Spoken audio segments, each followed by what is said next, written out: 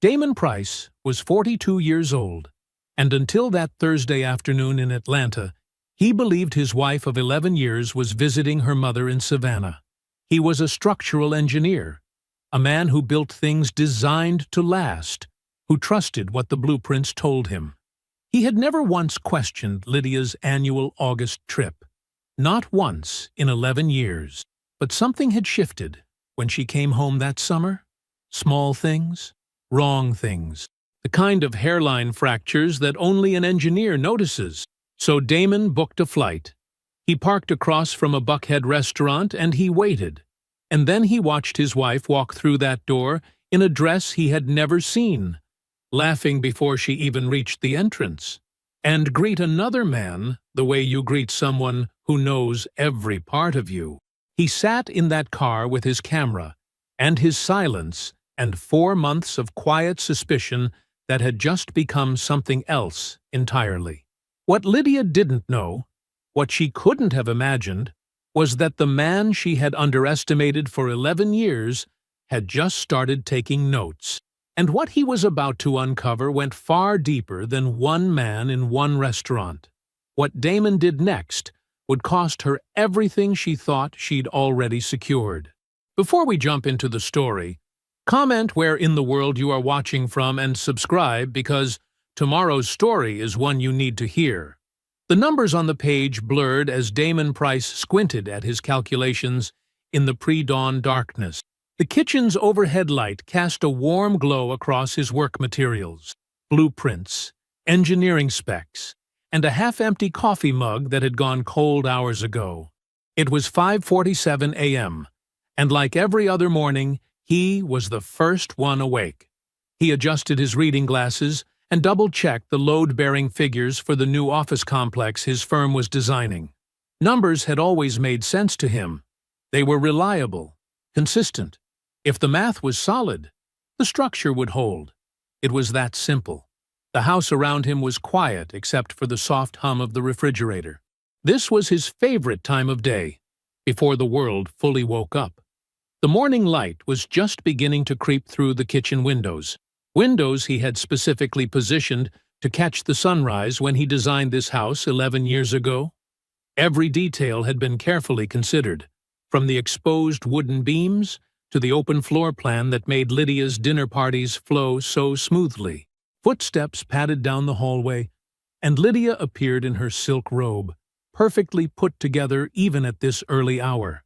Her dark hair was already styled, makeup flawless. She had always been like that, polished, prepared, ready to command any room she walked into.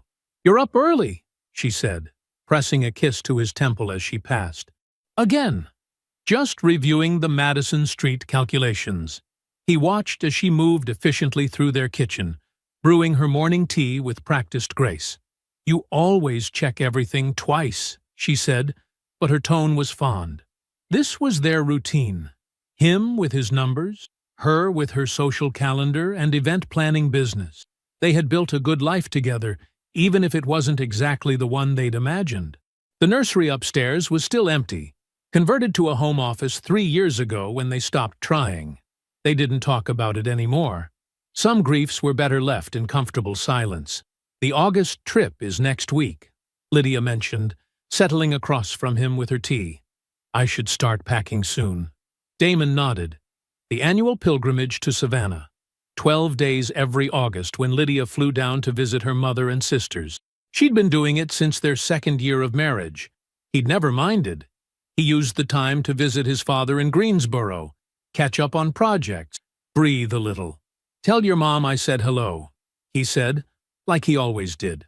"Of course," she smiled, but something flickered in her expression. So brief he almost missed it. The trip itself went as expected. The shift came after she returned. Small things, barely noticeable if you weren't paying attention. But Damon had spent his career noticing small things, hairline cracks, that could compromise entire structures. He noticed how she tilted her phone away when texting, laughing at messages she wouldn't share. How she slept facing the wall 3 nights in a row, something she'd never done before. But it was the conversation about Brenda's kitchen renovation that truly caught his attention. The marble countertops really open up the space, Lydia had said over dinner one evening, describing her sister's new kitchen in detail. A week later, when Damon casually mentioned the marble to make conversation, Lydia blinked. Oh, no, Brenda went with granite. Much more practical with the kids. He watched her recover smoothly, launching into a different story about her sister's family. But the discrepancy lodged in his mind like a mathematical error that wouldn't balance out. That night, Damon sat at his desk in the home office, the computer screen dark in front of him. He wasn't working. He was thinking about load-bearing walls and structural integrity, about how buildings didn't just collapse. They showed warning signs first, if you knew where to look. His hands were steady as he opened his laptop. The soft blue light illuminated his face as he stared at the screen, mind already mapping out the steps ahead. He was an engineer. He didn't work on hunches or emotions. He worked on verified data and confirmed facts. The cursor blinked, waiting for his next move. Down the hall, he could hear Lydia on the phone, her laugh carrying through the walls of their carefully designed home. He began to type. 3 weeks after Lydia's return, Damon sat in his home office late one evening, staring at the login screen for their shared family email account. They had set it up years ago for household matters, utility bills, tax documents, subscription services. His cursor hovered over the password field. In 11 years of marriage, he had never felt the need to check anything. Trust wasn't just a choice for him. It had been his default setting, as natural as breathing. But now his engineer's mind couldn't ignore the inconsistencies, the small cracks in their foundation that demanded investigation. He typed in the password. The inbox loaded, filled with the mundane digital paper trail of their shared life together. He clicked the search bar and typed, Lydia Price. His fingers moved with the same precision he used when reviewing structural calculations, methodical and exact. The results populated his screen. Among the expected confirmations for online purchases and newsletter subscriptions, one email stood out. A hotel booking confirmation from 3 weeks ago. He opened it. The Loews Hotel, Atlanta. Guest, Lydia Price. Duration, 5 nights. Dates, matching her supposed Savannah trip. Damon leaned back in his chair, letting the information settle. Not Savannah. Atlanta. The distance between truth and story stretched out like a fault line. He reached for his phone, scrolling through his contacts until he found Miss Hargrove's number. The kitchen clock read 8:17 p.m. Not too late for a call to his mother-in-law. He had always liked Lydia's mother, appreciated her warm, straightforward nature. The phone rang twice before she answered. Hello? Miss Hargrove, it's Damon, he said, keeping his voice casual, friendly. Sorry to call so late. Never too late to hear from my favorite son-in-law, she replied with the easy affection he'd come to expect from her. I wanted to mail you a birthday card, he said, the pretense feeling heavy in his mouth. Just wanted to confirm your address. You're still on Magnolia Drive, right? They chatted about her address, about the weather, about her garden. Then Damon carefully steered the conversation where he needed it to go. You know, I was just thinking about Lydia's visits. I know how much they mean to you. Oh? Miss Hargrove's voice lifted with interest. How long does she usually stay when she's there? The question felt like setting a level against a wall, checking for true. There was a pause on the line. Baby, Lydia hasn't been down here in almost 2 years. We keep trying to get her to come, but you know how busy she stays with that event planning business? 2 years. The words hit him like a mathematical error that changed everything about the equation. 2 years of stories. 2 years of fabricated details about family dinners that never happened. Conversations that never took place. Right, of course, he said, his voice maintaining its steady rhythm. Well, I should let you go. Thanks for confirming the address. Any time, sweetheart. Tell my girl to call her mama. He ended the call and sat in the quiet of his office, looking at the hotel confirmation still open on his screen.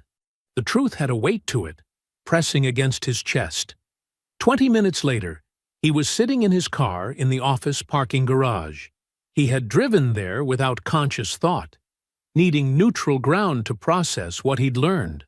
The concrete walls around him felt solid, dependable. He checked his watch. 22 minutes had passed since he'd parked. He hadn't moved once.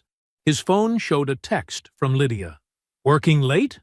Looking at her name on the screen, Damon made his decision. He wouldn't confront her with a hotel receipt and watch her construct explanations he couldn't disprove. He wouldn't give her the chance to patch over these cracks with more stories. Next August, he would go to Atlanta himself. He would see what she had built there with his own eyes. When he arrived home, he moved through their kitchen with deliberate calm, starting dinner preparation. Lydia was at her laptop in the dining room, surrounded by event planning documents. "How was your day?" he asked, his voice carrying the same warmth it always had. "Busy," she said, looking up with a smile. "The Henderson wedding is turning into a circus. The mother of the bride wants to change the entire color scheme 6 weeks before the ceremony."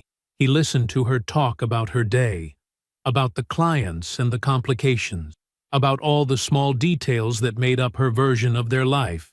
Each word settled into the space between them like another piece of evidence. In his mind, he made a promise. She would have to say the truth herself, or he would go take it. August arrived with the heavy heat that marked Carolina summers. Tuesday morning dawned clear and bright as Damon watched Lydia pack her rolling carry-on with practiced efficiency. She moved through their bedroom with the comfortable familiarity of someone who had performed this ritual many times before. "Are you sure you don't want me to drive you to the airport?" Damon asked, leaning against the door frame. "No need," Lydia said, zipping her bag closed. "I've got my spot reserved in long-term parking. You know how I like my routine." She crossed the room and pressed a kiss to his cheek, her perfume lingering in the air between them. "I'll text when I land in Savannah." He nodded, watching her walk down their front path to her car. She waved before pulling away, and he lifted his hand in response. The moment her car disappeared around the corner, he went to his home office and opened his laptop.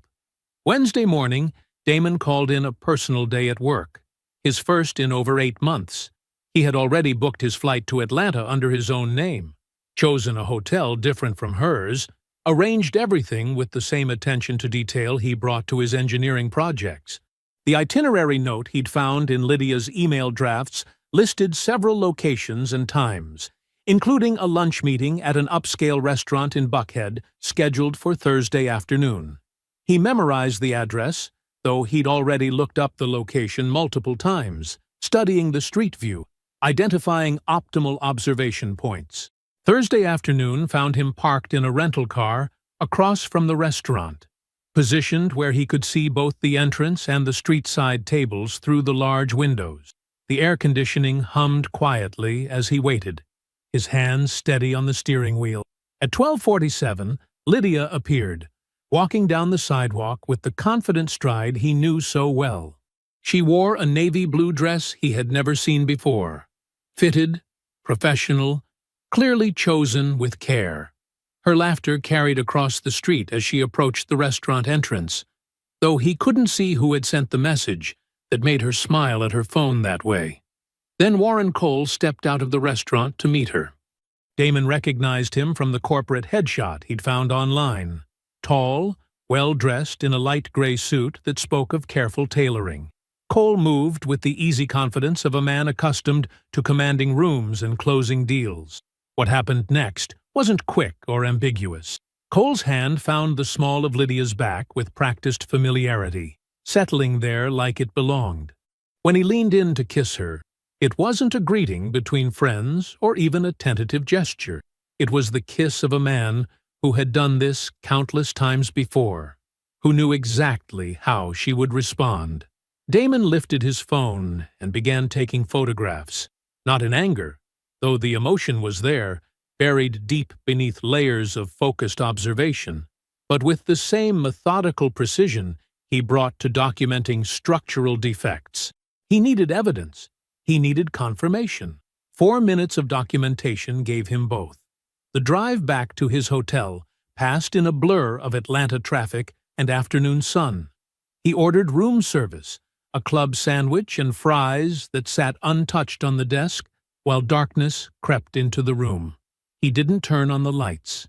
Instead, he sat on the edge of the bed and finally allowed himself to feel the full weight of what he'd witnessed. 11 years. Countless moments of shared life. Morning coffees, evening walks, holiday celebrations, quiet Sundays. All of it overlaid now with the knowledge that she had built a parallel existence. Every business trip, every girls' weekend, every family visit suddenly required re-examination. How many of them had been real? He gave himself exactly 1 night to process the anger, the hurt, the humiliation. 1 night to let the emotions wash through him without resistance. Because tomorrow required strategy, and strategy demanded clarity. Friday morning, before his flight home, he pulled up property records on his phone while sitting in the rental car. The LLC name he'd found connected to Warren Cole led him to a midtown Atlanta address. The modern high-rise stood gleaming in the morning sun as he drove past, its glass and steel exterior reflecting the sky. County records told the rest of the story. The condo was jointly owned by the LLC, and the LLC had 2 managing members, Warren Cole and Lydia Price. His wife owned property with another man. She hadn't just found companionship in Atlanta. She had invested in a life there, built a foundation separate from everything they shared. 4 days later, Damon stood at the airport arrivals area, watching Lydia walk toward him with her rolling carry-on. She smiled when she saw him, quickening her pace to meet him with a hug. Her perfume was the same one she'd worn when she left, but now he wondered if she wore different scents in Atlanta. "Welcome home," he said, taking her bag and placing it in the trunk of their car. She chatted about her supposed visit to Savannah as they pulled away from the airport, and he responded in all the right places, with all the right words. She believed she was coming home to the man she'd left, the patient, trusting husband who fixed things and asked few questions. She was wrong. The next morning, Damon woke at 5:45 a.m., just as he always did. Sunlight hadn't yet reached their bedroom windows as he slipped quietly from beneath the covers, careful not to wake Lydia. In the kitchen, he went through his familiar routine, grinding coffee beans, measuring the grounds, filling the water reservoir. The coffee maker's gentle burble provided background noise as he leaned against the counter, staring at nothing in particular. When Lydia came downstairs at 7:15, her coffee was waiting in her favorite cream-colored mug, fixed exactly how she liked it. Splash of almond milk, no sugar. She smiled at him over the rim as she took her first sip. "You're the best," she said, and he wondered if she said similar things to Warren Cole over morning coffee in Atlanta. "Just keeping to routine," he replied, his voice steady and warm. The following week moved forward like any other. Damon attended his meetings, reviewed structural plans, answered emails, and maintained every pattern of their shared life with mechanical precision. Each calculated normal moment was a piece of scaffolding, supporting the structure he needed to build before making his first real move. On Thursday, he closed his office door at 3:45 p.m. and called Audra Banks. They'd worked together for 6 years, and she was the most discreet person he knew. She answered on the second ring. "Can you meet me at Carson's after work?" he asked. "I need to talk about something important." "Of course," she said. No questions asked. That was Audra. Direct, efficient, reliable. Carson's was a quiet bar 3 blocks from their office, the kind of place where happy hour meant actually being able to hear the person across from you. Damon waited at a corner table, watching Audra navigate through the after-work crowd with her characteristic purposeful stride. She sat down, ordered a club soda, and looked at him expectantly. "What's going on?" Damon told her everything. The Atlanta trip, Warren Cole, the condo, all of it. Audra listened without interruption, her expression changing only slightly as the story unfolded. When he finished, she was quiet for a moment, then said exactly what he needed to hear. "What do you need?" "I need a forensic accountant," he said. "Someone who can look at our finances without raising flags. Someone thorough and discreet." Audra nodded once. "Patricia Osei. She's handled cases for some of our corporate clients. I'll send you her contact information tonight." The next morning, Damon had an appointment with Patricia Osei, whose office proved to be as precise and organized as she was. She asked clear questions, took detailed notes, and explained exactly what she would need from him to conduct a comprehensive review. "I'll need access to all joint accounts, tax returns for the past 5 years, property records, investment statements," Patricia said, her fingers moving efficiently across her keyboard. "The more complete the picture, the more likely we are to identify any concerning patterns." Damon provided everything she requested. For 2 weeks, he continued his normal routine, while Patricia worked through years of financial records. He made dinner, attended a neighborhood cookout with Lydia, and reviewed plans for a new office complex downtown. If Lydia noticed anything different about him, she gave no indication. When Patricia called him back to her office, she had prepared a detailed report. She laid out spreadsheets and bank statements on her desk with methodical precision. "Over the past 4 years," she explained, "there's been a pattern of transfers from your joint savings account to a separate account at First Regional Bank." She pointed to highlighted transactions. "The amounts vary. $267 here, $543 there, $891 another time. Never the same amount twice, never large enough to trigger attention in any given month." Damon leaned forward, studying the numbers. "Total amount? $74,000, Patricia said quietly. "The account is in Lydia's name only.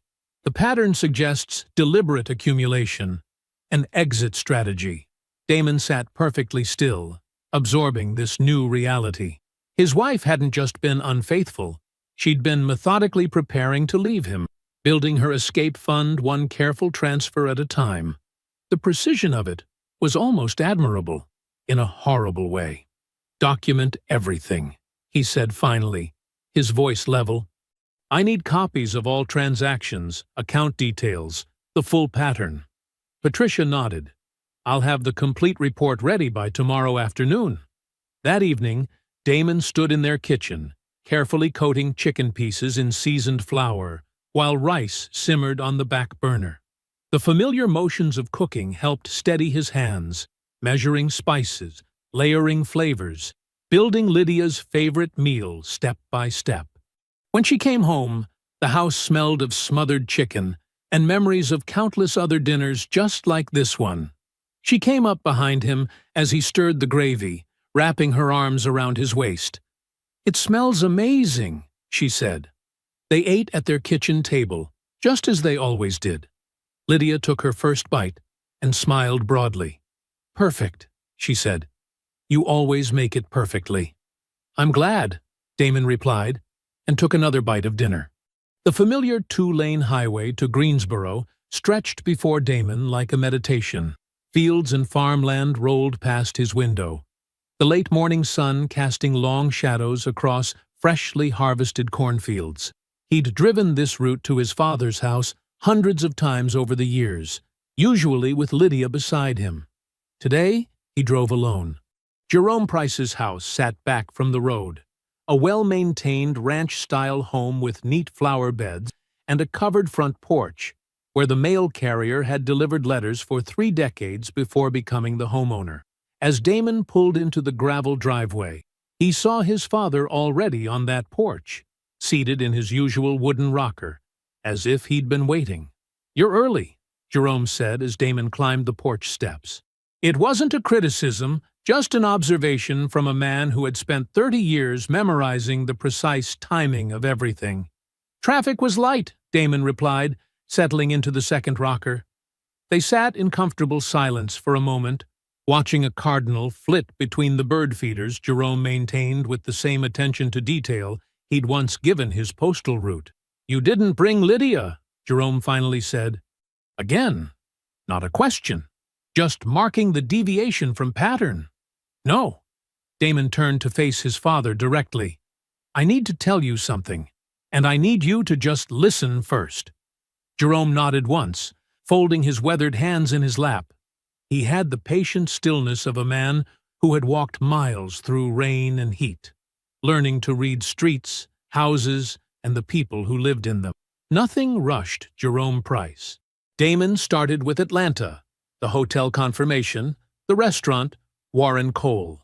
He described the condo property records, then moved to Patricia's findings about the $74,000 in diverted funds. Throughout it all, Jerome remained motionless, his expression unchanging except for a slight tightening around his eyes. When Damon finished, Jerome was quiet for a long moment. Then he asked simply, "What's your plan?" Damon outlined it: the legal preparation, the documentation, the timing. Jerome listened with the same careful attention he'd given the first part of the story. When Damon finished, his father's face had taken on a different kind of weight. "I need to tell you something," Jerome said slowly. "Something I should have told you 11 years ago." He shifted in his rocker, the wood creaking softly beneath him. "About 2 years before you and Lydia got married, she came to see me. Here, on this porch. You were at work." Damon felt something cold settle in his stomach. What did she want? "Information." Jerome's voice was carefully neutral. "She said she loved you, but she needed to know about money, not your salary. She knew that. She wanted to know about inheritance, specifically this land. The family land, 31 acres of Guilford County, that had been in the Price family since Jerome's father bought it in 1962. Land that had weathered economic ups and downs, development pressures, and multiple offers to sell. She asked if you would inherit it?" Damon's voice was very quiet. Jerome nodded. "She wanted to know its value, its status, whether it would come to you directly or through some other arrangement." He paused. "I told her it was complicated family property, and left it at that. I didn't tell her specifics, but I didn't tell you about the conversation either." "Why not?" Damon asked, though he thought he knew. "Because you were happy," Jerome said simply. "Because I told myself maybe I was reading too much into it. Maybe it was just a young woman being practical about her future." He shook his head slowly. "I've carried that decision for 11 years. They sat with that for a while, watching the cardinal return to the feeder. The land in question stretched out behind the house, not visible from the porch, but present in every conversation they'd ever had about family legacy. "That land's worth about $1.3 million now," Jerome said finally. "With the new development pushing this way, probably more in a few years." Damon absorbed this, not just the number, but what it meant about Lydia's long game. She hadn't just married him for stability. She'd assessed him like a financial prospectus before she ever said, "I love you." The sun was starting to set, painting the sky in shades of orange and purple. Jerome reached over and put his hand on Damon's shoulder, a gesture that contained 11 years of unspoken concern, current support, and shared understanding. "Call Marcus first thing Monday," Damon said, referring to the family's longtime attorney.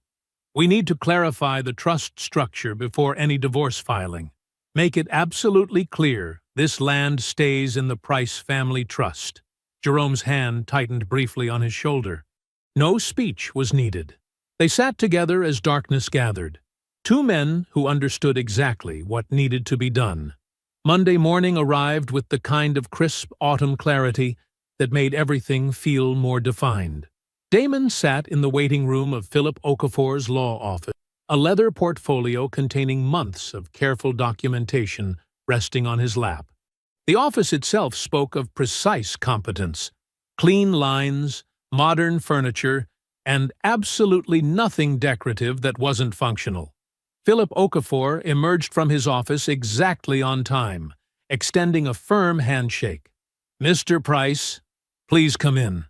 He was younger than Damon had expected, maybe mid-30s, but carried himself with the contained energy of someone who knew exactly how to navigate complex situations. Inside the office, Damon laid out the documents in sequence. The hotel records came first, confirmation emails, dates, times. Then, the Atlanta property deed showing Lydia's co-ownership with Warren Cole. Patricia's detailed financial analysis followed, laying bare the pattern of diverted funds, $74,000 extracted from their marriage, in careful increments over 4 years.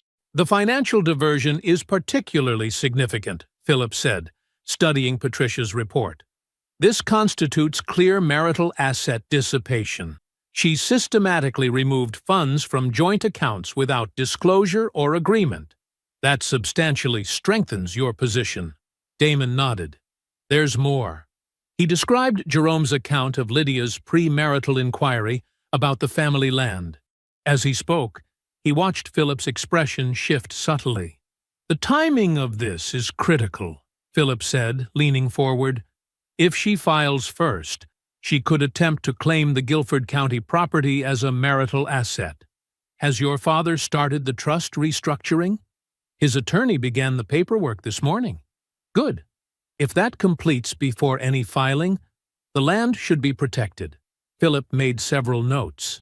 "We'll need Jerome's sworn statement about that conversation, but the pattern it establishes is compelling, especially combined with the documented financial behavior." While Philip reviewed the documents, Damon's phone buzzed with a message from Audra. He opened it to find a detailed profile on Warren Cole, compiled through public records and professional networks. The picture it painted was illuminating. Cole was a mid-level real estate developer with moderate success, but no particular distinction. His firm handled mid-sized commercial projects, nothing spectacular. But the crucial detail wasn't professional. It was personal. Warren Cole was married to Dana Cole, a pediatric nurse at Children's Healthcare of Atlanta. They had 2 children, ages 8 and 11. Based on Dana's social media presence, which Audra had carefully reviewed, she had no idea her husband co-owned property with another woman. Audra's message contained one more critical piece of information. The Atlanta condo Lydia co-owned with Warren had been listed for sale 6 weeks ago, right around the time Lydia was last in Atlanta. She wasn't just planning to leave Damon. She was liquidating her parallel life. She had a timeline in mind.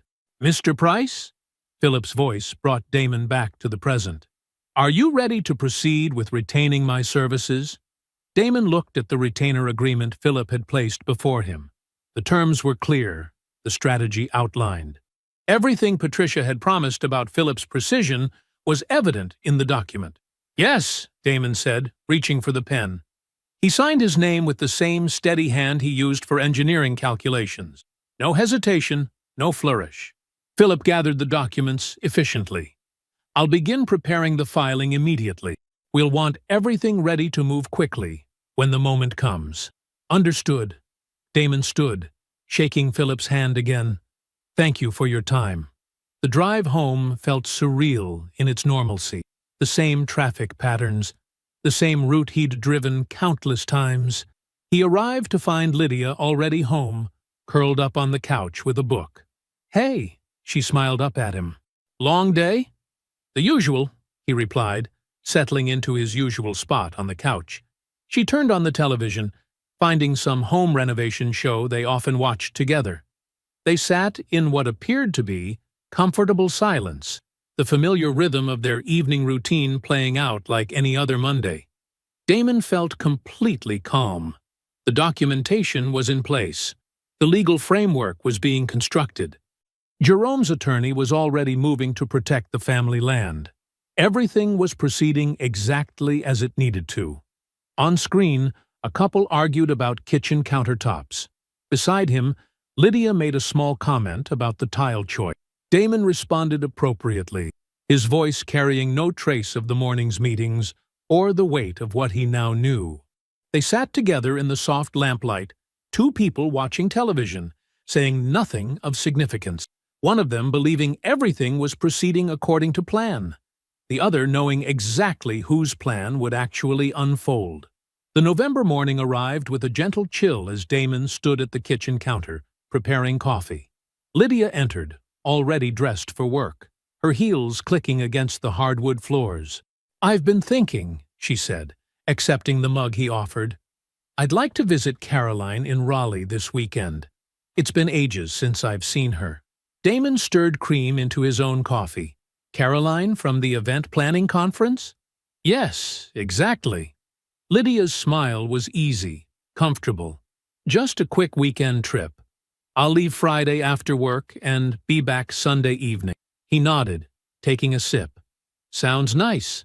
Tell her hello for me." Within an hour of Lydia leaving for work, Damon's phone buzzed with a message from Audra. Through her access to a shared cloud device that Lydia occasionally used for travel bookings, access Lydia had forgotten existed, Audra had found something interesting, a confirmed flight reservation for that weekend. Not to Raleigh, but to Atlanta. Damon read the flight details twice, his expression unchanged. The booking was classic Lydia, confident enough in his passivity to not even use a different device. Why should she? He had never checked before.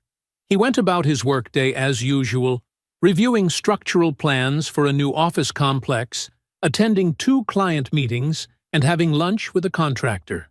The rhythm of normal life continued its steady beat, while beneath it, pieces moved silently into place.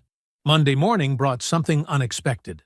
Damon had stopped by the house during lunch to pick up some documents he'd left in his home office. As he passed through the kitchen, the landline phone's message light blinked, a number they rarely used anymore, kept mainly for emergency contacts and services. He pressed play, expecting perhaps a telemarketer or automated message. Instead, a crisp professional voice emerged. "Good morning, Mrs. Price. This is Amanda calling from Davidson and Wheeler Law Offices to confirm your consultation appointment for Thursday at 2 p.m. with Sarah Wheeler. If you need to reschedule, please call us back at—" Damon let the message play out completely. Then he played it again, his engineer's mind cataloging every detail. Davidson and Wheeler was a prominent family law firm. A consultation appointment. Thursday. She was moving. She planned to file first, to shape the narrative before he ever saw it coming. In her mind, she was still several steps ahead. Damon stepped into his car and called Philip Okafor. "She's meeting with divorce attorneys on Thursday," he said without preamble when Philip answered. "We can file today," Philip replied immediately. "Everything's prepared. We just need your final signature." "Not yet." Damon's voice remained steady. "I need 1 more week. There's something specific that has to happen first." After hanging up with Philip, Damon made another call, this one to Lydia's sister Brenda. He had always appreciated Brenda's direct nature, her quiet perceptiveness that reminded him somewhat of Audra. "Brenda? It's Damon. I need to ask you something important." "Go ahead," she said, her tone already alert to his unusual call. "I need you to come to Charlotte next weekend. There's something you need to hear, something involving your sister. I need you there as a witness." There was a brief silence on the line.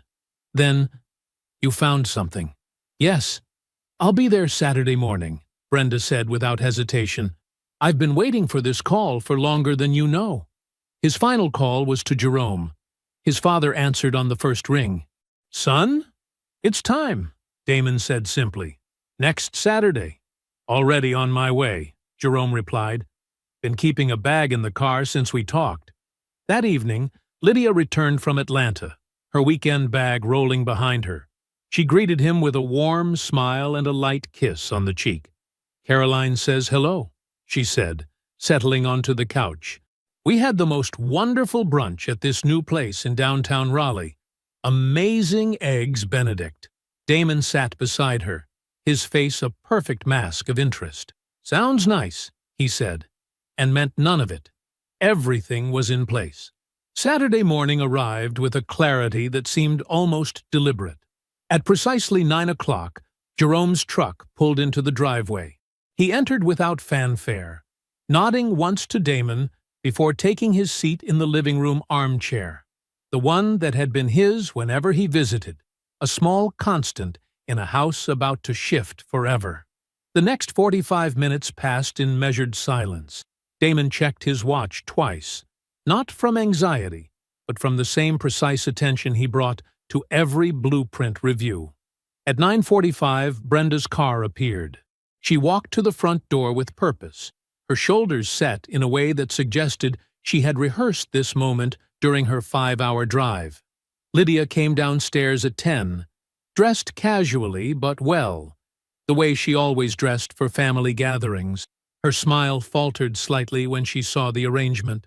3 people seated in the living room, no food visible, no celebration apparent, just waiting. "What's going on?" she asked, her social grace already calculating possibilities, adjusting her approach. "Sit down, please," Damon said quietly. His voice carried no anger, no tremor, just certainty.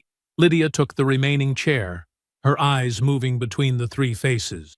Jerome's steady gaze, Brenda's controlled tension, Damon's absolute calm. "I want to have a conversation with you," Damon began, maintaining the same measured tone. "I asked your sister and my father to be here because I think you'll want witnesses to confirm what I'm about to say is true, and I want witnesses to confirm what you say in response." He reached for a folder on the coffee table. Organized, labeled, everything in its place. The engineer's precision extending to this moment, too. "In August, I went to Atlanta," he said, watching her face register the words. "I saw you at a restaurant in Buckhead. I saw Warren Cole meet you at the door. I saw how he touched you, how he kissed you. I took photographs." He slid the first set of prints across the table. Clear, unambiguous images. Lydia's hand moved toward them but stopped halfway. "Damon," she began, her voice finding its familiar persuasive rhythm. "Yes, Warren and I have been close for a long time. It's complicated. We can get counseling." "There's more," Damon said, his calm unbroken. He withdrew another document from the folder. Patricia's financial report, detailed and devastating. "Over 4 years, you moved $74,000 from our joint savings into a private account. Small amounts, different numbers each time. Never enough to notice month to month." Lydia's face changed. The practiced composure slipped just slightly, like a foundation developing its first crack. The condo deed came next, sliding across the coffee table's polished surface. "Your name, Warren's name, property purchased 18 months ago. $22,000 of the down payment came from that same diverted account. Our money, Lydia, our marriage's money, used to build your other life." The room held its silence. Even the usual morning sounds, birds, distant traffic, seemed muted, as if the house itself was listening. "My attorney filed divorce papers yesterday," Damon continued, each word precise and clear. "The family land has already been moved into a protected trust structure. Any claim you might try to make on it will fail. And yes, I know about your consultation at Davidson and Wheeler on Thursday. I know you had a plan. I'm telling you that every piece of it is already accounted for." Brenda, who had been perfectly still throughout Damon's presentation, finally spoke. Her voice carried the weight of years of suspicion finally confirmed. "How long?" Lydia turned to her sister, perhaps seeking some fragment of alliance. She found none. Her silence was the only answer she gave. Brenda stood, car keys already in hand. "I drove 5 hours for you," she said quietly. Without another word, she walked to the guest room, leaving her sister to face what she had built. The sound of Lydia's heels on the stairs a few minutes later marked her retreat to the bedroom.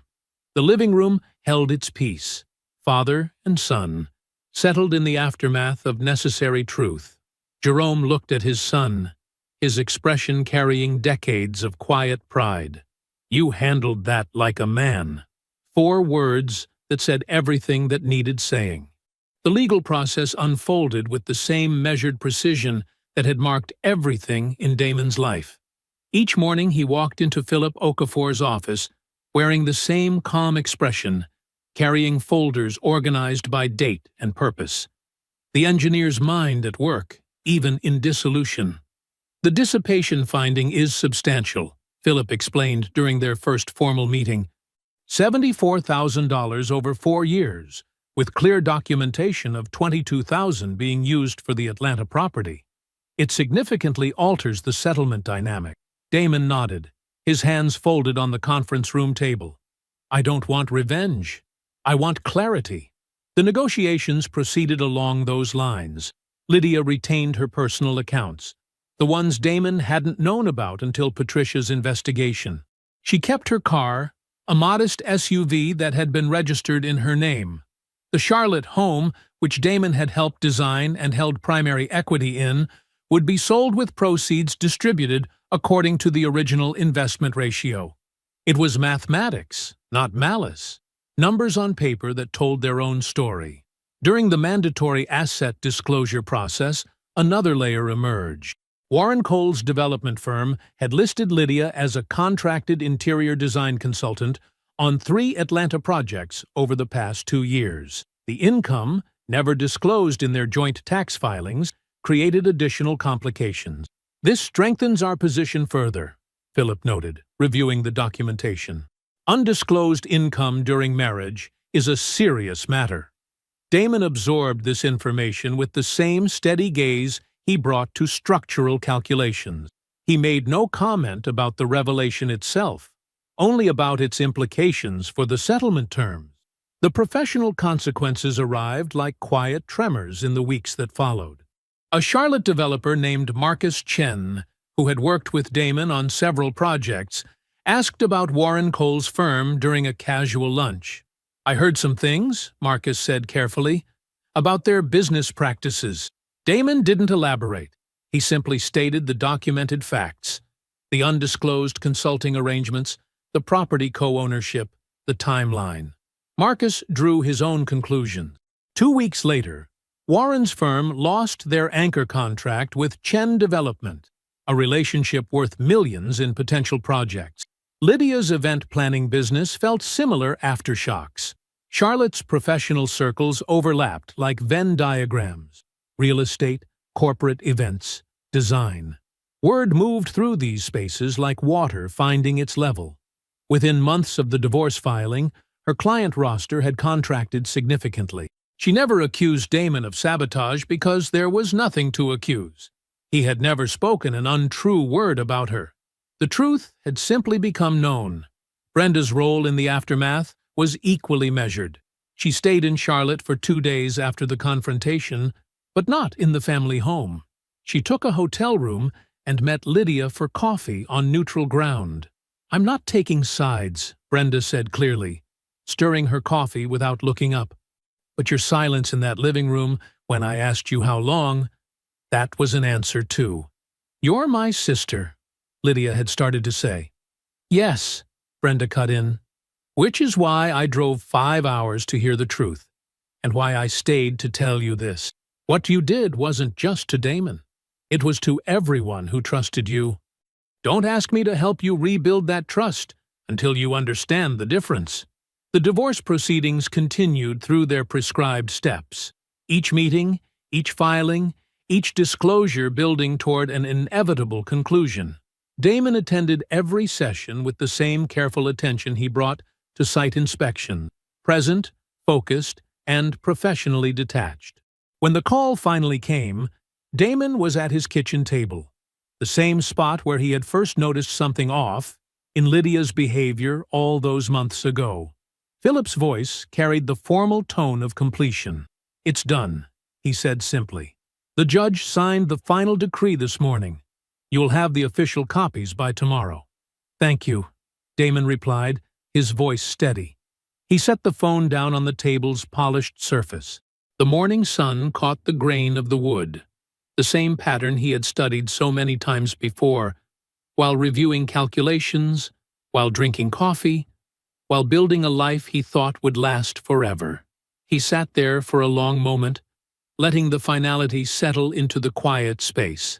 Then, with the same deliberate movement that had carried him through every step of this process, he stood up and walked to his desk. There was work to be done. The autumn air carried a crisp edge as Damon Price stood on the family land in Guilford County, watching his breath form small clouds in the October morning light. 31 acres stretched before him, the trees wearing their fall colors like a promise kept. Jerome stood beside him, both men studying the preliminary site plans spread across the hood of Jerome's truck. "The foundation work can start next month," Damon said, tracing the outline of 4 modest homes with his finger.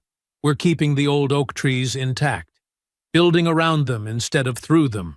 The past 14 months had rewritten everything except what mattered most. After selling the Charlotte house, a transaction that closed quickly and cleanly, Damon had found a smaller place closer to his office. 2 bedrooms, good natural light, and no memories in the walls. It suited him perfectly. His firm had noticed the quiet strength he'd shown through the divorce. 3 months after it was final, they'd offered him a senior position, overseeing structural integrity on their largest project. He'd accepted with the same careful consideration he brought to everything now. "These homes," Jerome said, studying the plans, "they're going to change lives." Damon nodded. The affordable housing project had started as a conversation between father and son 6 months earlier. The land had been in the family since 1962, and now a portion of it would help 4 families build their own foundations. Damon had committed both his professional expertise and personal capital to the project. It felt right in a way that went beyond engineering. Sunday dinners with Jerome had become sacred routine. Sometimes they talked about the development plans, sometimes about Jerome's garden. Sometimes they just sat in comfortable silence, 2 men who understood that not everything needed words to be understood.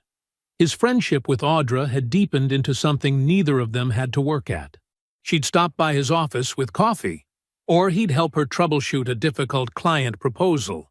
And it all happened without effort or expectation. The kind of friendship that wore its comfort like an old jacket. "Heard from Marcus Chen last week," Jerome said, adjusting his jacket against the morning chill. "Said Warren Cole's firm is down to local residential work now. Most of the big commercial clients moved on." Damon absorbed this information without reaction. He hadn't spoken to Lydia since that Saturday morning in his living room, and he had no plans to break that silence. But news traveled, especially in the Southeast's interconnected business circles. Warren had tried to salvage his marriage to Dana, a reconciliation that lasted barely 4 months before Dana filed for divorce anyway. His professional standing never recovered from the ripple effects of the truth becoming known. Lydia was still in Atlanta, but her event planning business had contracted to smaller corporate functions and private parties.